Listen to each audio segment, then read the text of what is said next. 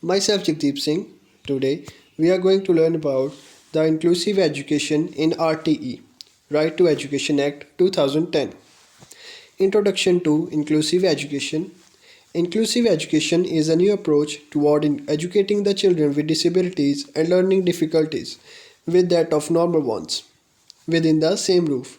It brings all students together in one classroom and community regardless of their strengths or weakness in any area and seeks to maximize the potential of all students. It is the most effective way to promote an inclusive and tolerant society. Meaning of inclusive education according to sociological point of view and democratic point of view. RTE, Right to Education, meaning or its definition. Everyone has a right to education. Education shall be free at least in elementary and fundamental stages. Elementary education shall be compulsory. Meaning of RTE, Right to Education. The Right to Education is an act of the Parliament of India enacted on 4th August 2009 and came into force on 1st April 2010. RTE describes the importance of free and compulsory education for children between 6 to 14 in India under Article 21A of the Constitution. RTE rules for children with disabilities is till 18 years of age. RTE provides a base for making inclusive education a reality. Apart from normal children, one of its prime objectives is to include the excluded children with special needs in the mainstream schools and educate them without any discriminations.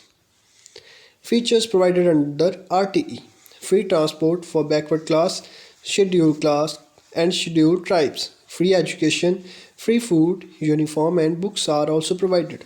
75% representation from parent members, 15% representations from women. Silent features of RTE: every child of the age 6 to 14 years shall have a right to free and compulsory education in a neighborhood school till completion of elementary education. Minimum qualification as laid down by government is required for appointment of a teacher, no capitation fee and screening procedure for admission, no board examination till elementary education and award of certification on completion. So, inclusion of CWSN has to be seen in terms of meaning inclusion of child with special needs has to be seen in the terms of physical access, social access, and quality access. So, physical access. The following activities could be a part of physical access: mapping of child with special needs, assessment of child with special needs for mapping of needs, educational placement, aids and appliances, removal of architectural barriers. Social access to child with special needs. Social access could also include the following: parental training and community mobilization, peer sensitization. Quality of access to child with special needs. The components under quality would include the following: sports services, teacher training, curricular access, resource support, and research.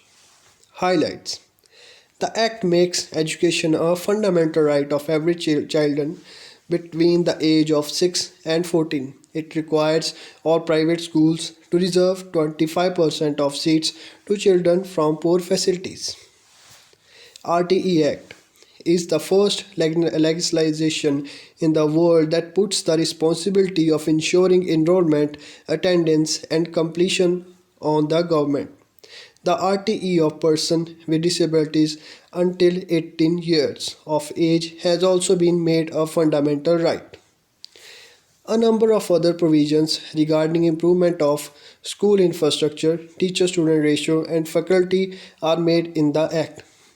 So, challenges: financial challenges, trained and qualified teachers, provide infrastructure, provide quality in education, barriers for orphans. Some states have not notified the RTE rules, lack of coordination between various implementing agencies. The main provisions for inclusive education in RTE Act: right of children to free and compulsory education, right of transfer to other school, sharing of financial and other responsibilities, duty of parents and guardians. No capitation fees and screening procedure for admission, school management committee, school development plan, pupil teacher ratio, prohibition of private tuition by teacher, monitoring of child's right to education. So, the conclusion thus, it can be concluded that education is a fundamental human right without which capabilities for a decent life and effective participation in society are less likely to be developed. No child pursuing elementary education shall be held back, expelled, or asked to pass a board examination. Thank you.